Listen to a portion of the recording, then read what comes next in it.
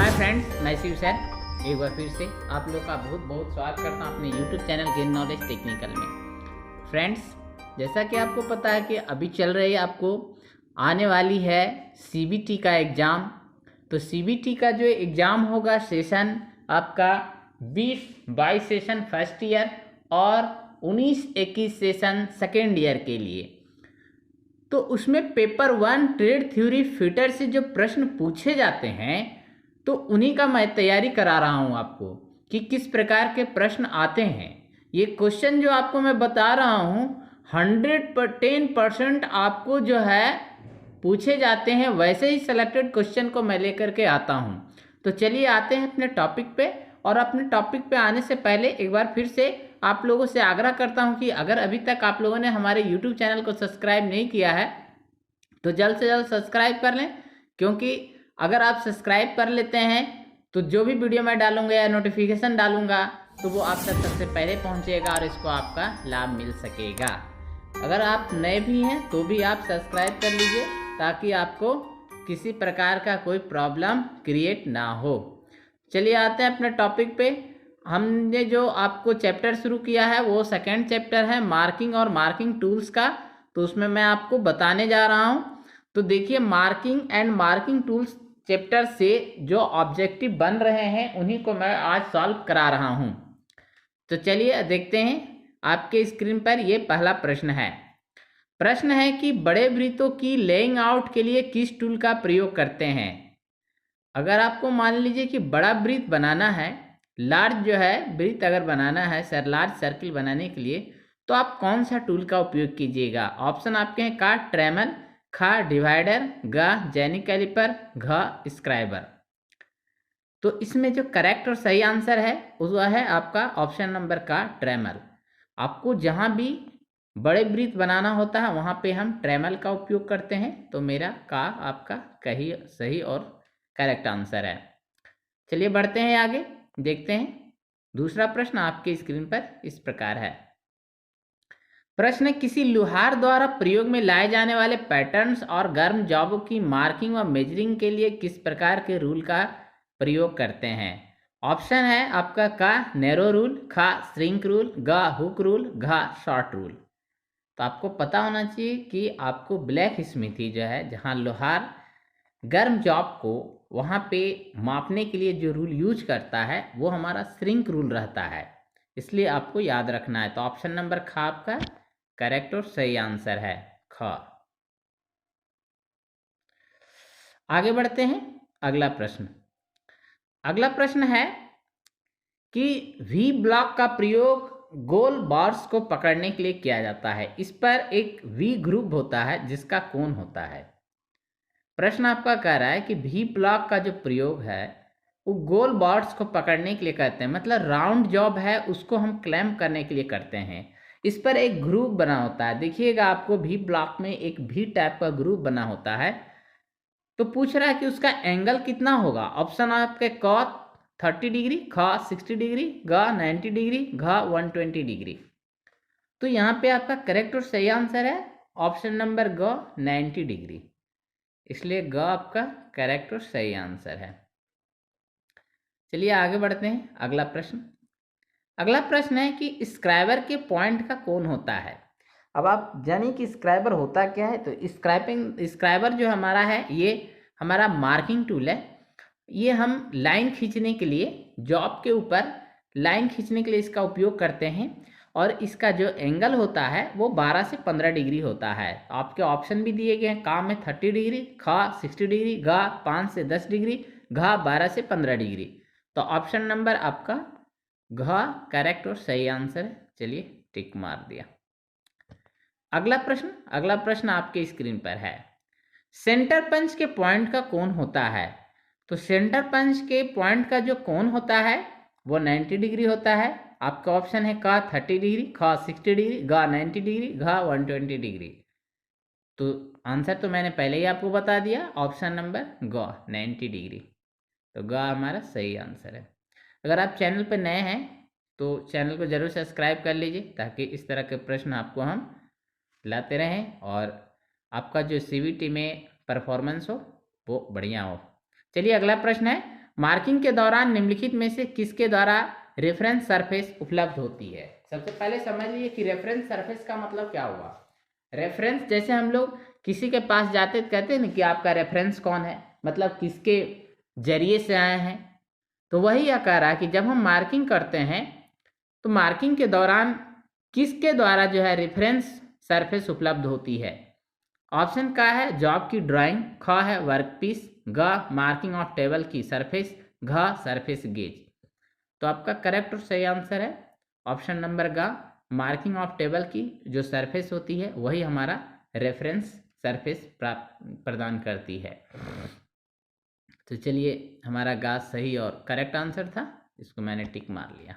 अगला प्रश्न आपके स्क्रीन पर है। अगला प्रश्न है कि एंगल प्लेट पर निम्नलिखित में से किसके लिए स्लॉट बनाए जाते हैं। अब एंगल प्लेट होता क्या है ये आप जान लीजिए। देखिए, एंगल प्लेट जो होता है वो आपका जो राउंड जॉब होते हैं उसको क्लैंप करने के लिए, या तो फिर मान लीजिए कि और दूसरा एंगल प्लेट में आपका मान लीजिए और कोई दूसरा जॉब हो गया, या रेक्टेंगुलर जॉब हो गया, या फिर जो है स्क्वायर जॉब हो गया, तो उसको हम एंगल प्लेट में क्लैंप करते हैं। मैंने सॉरी जो बता दिया कि वहाँ राउंड जॉब को हम एंगल प्लेट में क्लैंप नहीं करते हैं, उसको हम इसके पहले जो प्रश्न आया था तो उसमें हम उसको क्लैंप करते हैं, उसमें नहीं करते हैं। जैसे इसके पहले का जो प्रश्न था हमारा प्रश्न 5, जिसमें पूछा प्रश्न जो है ये इसके पहले जो एंगल प्लेट था हमारा, यहाँ पे इसके पहले जो प्रश्न आपको पूछा गया था ये वाला भी ब्लॉक, तो भी ब्लॉक में हम लोग जो है राउंड जॉब को क्लैंप करते हैं। और यहाँ जो प्रश्न पूछा जा रहा है वो प्रश्न है एंगल प्लेट का। तो एंगल प्लेट का जो काम होता है उसमें हम रेक्टेंगुलर शेप का जॉब हो गया या फिर स्क्वायर शेप का जॉब हो गया, उसको हम क्लैंप करते हैं बोल्ट की मदद से। तो बोल रहा है कि जो एंगल प्लेट होता है उसमें देखिएगा स्लॉट बना होता है, तो उस स्लॉट क्यों बनाया था, किस लिए बनाया था, उसी के बारे में पूछा गया। तो ऑप्शन का है बोल्टों को स्थान देने के लिए, खा हुक्स के साथ लटकाने के लिए, गा भार हल्का करने के लिए, घा कार्ज का अलाइनमेंट करने के लिए।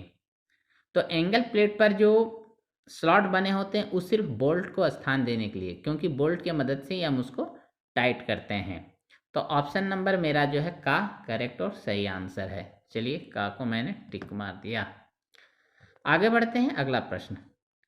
अगला प्रश्न है कि भी ब्लॉक किस ग्रेड में पाए जाते हैं। भी ब्लॉक जो आपका आता है वो ए और बी ग्रेड में पाए जाते हैं, इसलिए यहाँ ऑप्शन है क 0 और 1, ख है 1 2, ग है A1 A2, घ ए और बी। तो भी ब्लॉक हमेशा दो जो है ग्रेड में पाए थे, ए और बी में। ऑप्शन नंबर घ करेक्ट और सही आंसर। आगे बढ़ते हैं अगला प्रश्न। अगला प्रश्न है कि निम्नलिखित में से किसके लिए प्रयोग में लाया जाता है। डिवाइडर निम्नलिखित में से किसके लिए प्रयोग में लाया जाता है। तो ऑप्शन का है वृत्त को खींचना, ख है चापों को खींचना, ग है दूरियों की ट्रांसफरिंग और स्टेपिंग करना, घ उपरोक्त सभी। तो आपको याद रखना है कि जो हम डिवाइडर यूज करते हैं ये सभी कामों के लिए कैसे हैं। जैसे हमको एक अगर वृत्त खींचना है, मतलब सर्किल ड्रॉ करना है, तो हम डिवाइडर के माध्यम से सर्किल ड्रॉ कर सकते हैं। दूसरा है चापों को खींचना, अगर कोई आर्क खींचना है तो वो भी हम डिवाइडर से खींच सकते हैं। तीसरा है दूरियों की ट्रांसफरिंग और स्टेपिंग करना, मान लिए कि कोई डिस्टेंस है उसको आधा करना है या, तो वहाँ पे उसके माध्यम से हम कर सकते हैं। इसलिए उपरोक्त सही जो है मेरा करेक्ट और सही आंसर होगा। मैंने इसका रीजन भी आपको बता दिया। तो ऑप्शन नंबर घ। अगला प्रश्न देखते हैं, आपकी स्क्रीन पर है इस प्रकार। अगला प्रश्न है कि निम्नलिखित में से कौन सा कॉम्बिनेशन सेट का पार्ट नहीं है। अब आपको जानना हो कि कॉम्बिनेशन सेट होता क्या है।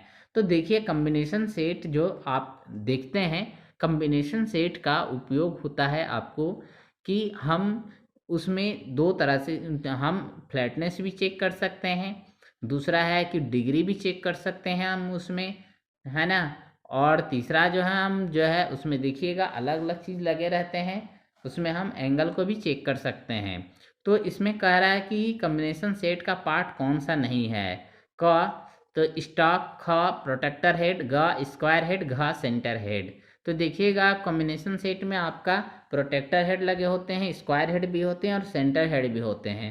उसमें स्टॉक नहीं होता है। स्टॉक किस में होता है? तो स्टॉक आपका होता है ट्राई स्क्वायर में। ट्राई स्क्वायर में जो है आपका दो पार्ट होता है, एक ब्लेड और दूसरा स्टॉक। तो चलिए इसमें जो है हमारा आंसर जो होगा ऑप्शन नंबर का होगा, इसलिए का को चलिए टिक मार दिया। आगे बढ़ते हैं, अगला प्रश्न देखते हैं। अगला प्रश्न है कि स्क्राइबर की धातु होती है। आपको पता होना चाहिए स्क्राइबर जो बनती है वो हाई कार्बन स्टील की या फिर माइल्ड स्टील की भी कभी कभी बनाई जाती है। तो जब माइल्ड स्टील की बनाई जाती है तो उसका जो गेजिंग पॉइंट होता है उसको केस हार्डन कर लिया जाता है, क्योंकि माइल्ड स्टील का ही केस हार्डन होता है। तो यहाँ जो ऑप्शन का कॉपर, ख हाई कार्बन स्टील, ग माइल्ड स्टील, घ कास्ट आयरन। तो आपका करेक्ट और सही आंसर जो होगा वो ऑप्शन नंबर ख होगा।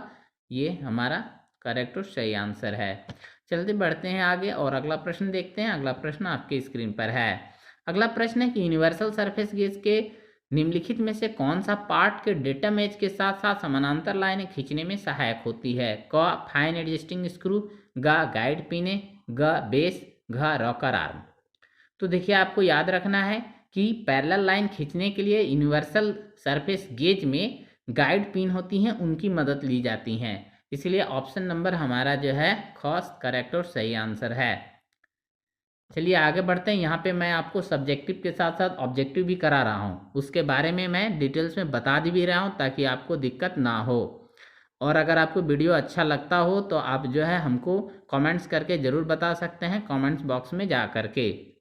अगर हमसे कोई, मैं तो 100% आपसे वादा नहीं कर सकता हूँ कि मैं जो पढ़ा रहा हूँ वो सही ही है, लेकिन इतना तो ज़रूर कह सकता हूँ कि कम से कम मैंने कोशिश की है कि ज़्यादा से ज़्यादा और अच्छे प्रश्न लेकर आएँ ताकि आपका जो परफॉर्मेंस हो वो बढ़िया हो। अगर इसमें कहीं भूल या त्रुटि हो जाए तो आप हमको माफ़ कर सकते हैं। चलिए अगला प्रश्न है कि चित्र में दिए गए 2 अंकित स्क्राइबर का नाम बताइए। ख है आपका स्ट्रेट स्क्राइबर, ख है बेंट स्क्राइबर, ग है एडजस्टेबल स्लीव स्क्राइबर, घ है बॉल हेड स्क्राइबर। तो यहाँ पे 2 पूछा है तो यहाँ पे जो है ये है हमारा एडजस्टेबल स्लीव स्क्राइबर। चलिए ऑप्शन नंबर मेरा ग करेक्ट और सही आंसर है। आगे बढ़ते हैं, अगला प्रश्न देखते हैं। अगला प्रश्न आपकी स्क्रीन पर है। अगला प्रश्न है कि सरफेस गेज ए और बी का नाम बताइए। आपके पास 2 ठो जो है चित्र देख रहे हैं, ये सरफेस गेज का है, तो ये कौन सा है? तो ए वाला जो आप देख रहे हैं ये मेरा सॉलिड सरफेस गेज है और बी वाला जो है इसको हम यूनिवर्सल सरफेस गेज कहते हैं। चलिए हम इसका नाम लिख देते हैं।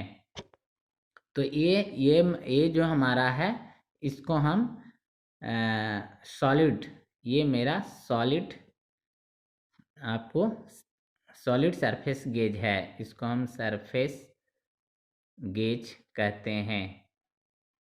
और जो सेकेंड वाला आप देख रहे हैं बी, इसका आंसर होगा, बी का आंसर है आपको, इसको हम यूनिवर्सल कहते हैं, universal surface gauge, surface gauge.